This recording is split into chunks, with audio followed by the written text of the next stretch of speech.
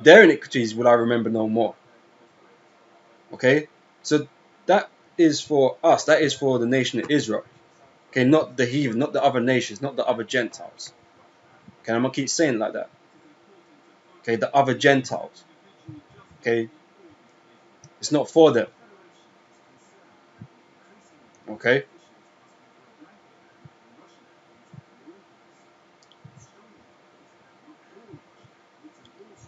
I feel like I missed something in here, but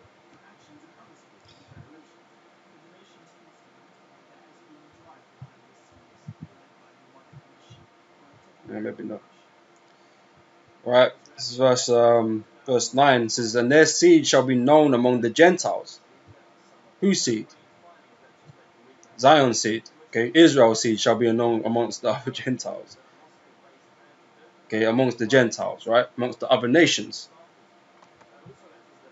Okay, and their offspring among the people. All that see them shall acknowledge them, that they are the seed which the Lord have blessed.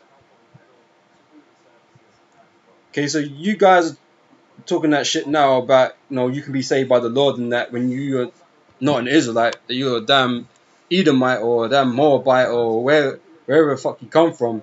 Okay, you're gonna know and acknowledge that we are the seed.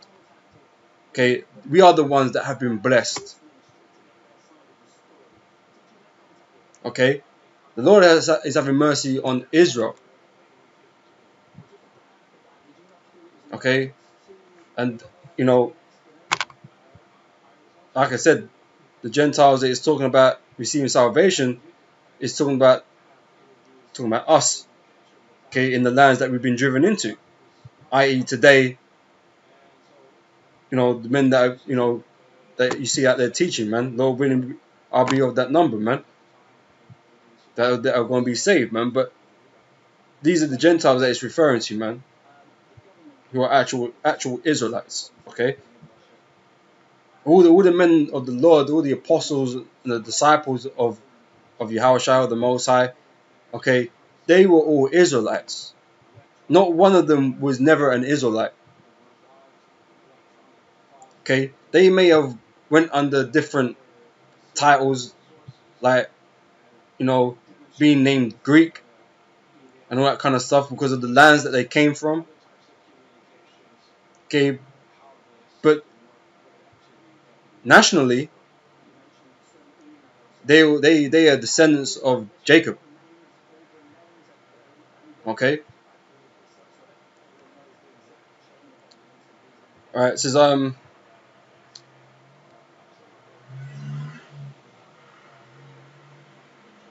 is this?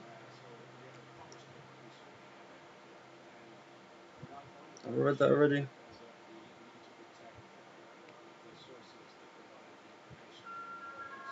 Perhaps. All right, it's Isaiah 49, verse 23. It's hot in here, man.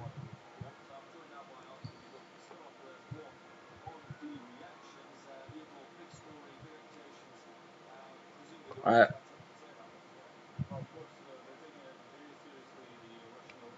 Even here it says Isaiah 49 verse 3 says, "And say unto me, Thou art my servant, O Israel, in whom I will be glorified."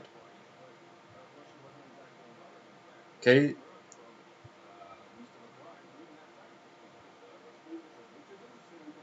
I mean this is a good passage still as well.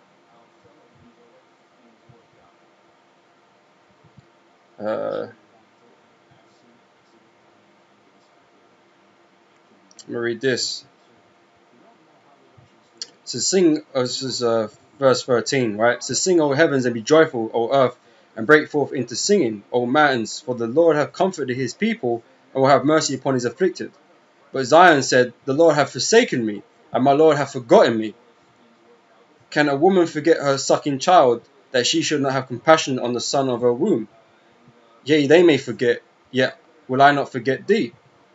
Okay, so the Lord is always going to come back for us, man. There's always going to come back. But let me get this. Isaiah 49 verse 23, it says, "And kings shall be thy nursing fathers, and their queens thy nursing mothers. They shall bow down to thee with their face toward the earth, and lick up the dust of thy feet. And thou shalt know that I am the Lord, for they shall not be ashamed they that wait for me." Okay, so these other nations, these are heathens, okay, they won't bow down to us, man. Their kings, their queens, and whatever, man, they're gonna come and bring supplication to us. They're gonna bow down their head to the damn floor, man. Okay, that's what the Lord has in store for the other nations. Okay, not salvation. Okay, if I go to Isaiah 60, okay, it goes on saying, says this, right? In verse 10, it says, "And the sons of strangers," okay, which are talking about the other nations, "shall build up thy walls, and their kings shall minister unto thee. For in my wrath I smote thee, but in favor I had mercy on thee. Therefore thy gates shall be open continually; they shall not be shut day nor night, that men may bring unto thee the forces of the Gentiles." Okay, their goods. Okay, and that their kings may be brought. For the nation and kingdom that will not serve thee shall perish; yea, those nations shall be utterly wasted. Okay, so if you ain't doing your job, your purpose, which is to serve the nation of Israel, man, you will be destroyed.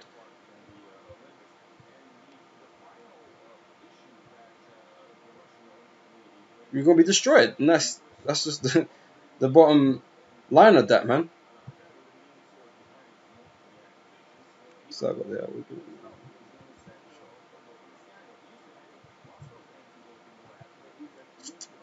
All right,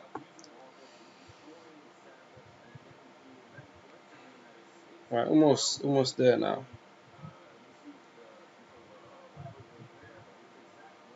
Um, okay, 61, Isaiah 61 verse 10 says, "I will greatly rejoice in the Lord. My soul shall be joyful in my God, for he hath clothed me with the garments of salvation. He hath covered me with the robe of righteousness, as a bridegroom decketh himself with ornaments, and as a bride adorneth herself with her jewels." Now, Israel is mentioned as that bride. Okay, Israel is that bride.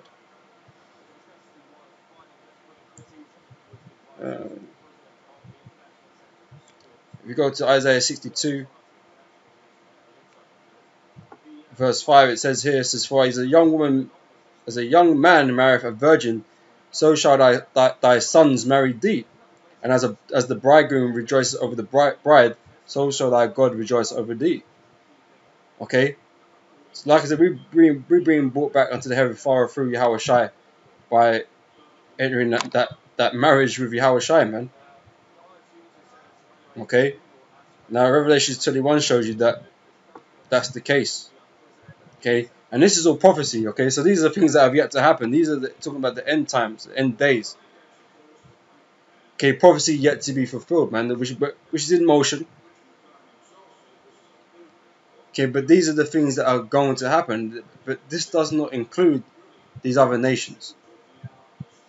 Okay, uh, Revelation chapter 21 verse 9. Too far. It says here, "And there came unto me one of the seven angels which had the seven vials full of the seven last plagues, and talked with me, saying, Come hither, I will shew you the bride, the Lamb's wife. And he carried me away in the spirit to a great high mountain, and shewed me that great city, the holy Jerusalem, descending out of heaven from God." Okay, so again, this is talking about Israel, and here it talks about, here it says in verse 12, it said, "And had a great high wall, and had 12 gates, and the gates 12 angels, and names written thereon, which are the names of the 12 tribes of the children of Israel." Okay, so that is the bride, man. Okay, and even here it talks about us as pillars, like stones unto most precious.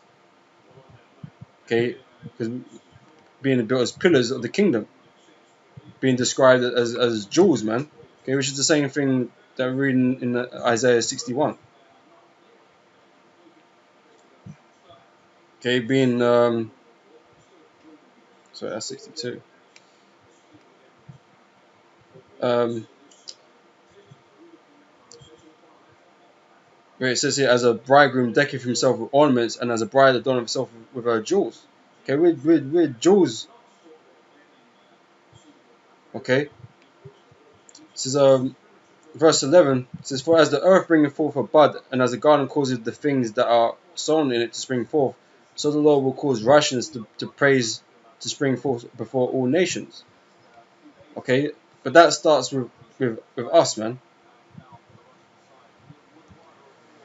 Okay, that starts with us. And the last precept we're gonna get is in Isaiah 2, because once the righteous are in rulership, you know, these other nations, they can, you know, be blessed in their own respect, man. That they're gonna be living, you know, a good life in comparison to how they're living now, man. Okay, under the righteous rulership of the righteous, right? Uh, Isaiah 2 verse 1 says, the word that Isaiah the son of Amos saw concerning Judah and Jerusalem. It shall come to pass in the last days that the mountain of the Lord's house shall be established in the tops of the mountains. Okay, so in the end, it's going to be Israel, man. It's not going to be these other nations, these tagalongs, and the wannabe tagalongs, man. So and shall be exalted above the hills, and all nations shall flow unto it. Okay, so if you're not of the nation of Israel, man, you're underneath the nation of Israel. Okay, and you'll come unto us, man. Okay, and many people shall go and say, come ye and let us go up to the mountain of the Lord, to the house of the God of Jacob, and he will teach us of his ways. Okay, showing you, like I mentioned earlier, Israel is good, you know, with the new covenant. We're going to already automatically know and be righteous. Okay, know the law. Okay, so we're not going to have to teach each other, but we're going to have to teach these other nations. Okay, so then we will walk in his paths, for out of Zion shall go forth the law and the word of the Lord from Jerusalem. And he shall judge among the nations, and shall rebuke many people, and they shall beat their swords into plowshares, and their spears into pruning-hooks. Nation shall not lift up sword against nation, neither shall they learn war anymore. Okay, so there's going to be peace in the world, man. Okay, there's going to be actual peace in the world, man. And the other nations, they're going to rejoice in that, man. Okay, and you know, after they have served their punishment, man, you know, they're gonna be happy, man. And live a better life than how they're living now, you know. But like I said, man, this has always been about bringing back the nation of Israel, man, from the lands that they've been inhabiting all this time, man. Okay, those are the Gentiles that the Lord was speaking about. Okay, for it to fulfill these scriptures, man, that we've been reading, because these scriptures, these prophecies have to be fulfilled, man. Okay, and you guys out there are trying to upset that, man. Okay, but you can't, because you're not gonna be saved, man. No matter how much you want it, you ain't gonna be saved, because the Lord ain't really dealing with you, man. Okay, the Lord gonna do what He set out He was gonna do in the scriptures, in His prophecies, by His word. Okay, and everything is going according to how it was meant to. Okay, Israel is being brought back from the land of the Gentiles. Okay, being brought back into the knowledge of God, being adopted back into the fold, man. Okay, that is happening. Okay, but that has nothing to do with you. You know, these other nations, man, these other Gentiles, man. Okay, we're Gentiles because, you know, we're living in a foreign land. We grew up not knowing the customs and stuff like that, but we've been brought back onto the Lord. Okay, so we were once Gentiles. Okay, that was a label for us that we had. Okay, but you other Gentiles, man, like we read earlier, man, the destroyer of the Gentiles is on his way, man. You know, you're going to be destroyed. The Lord's going to come and destroy you Gentiles, man.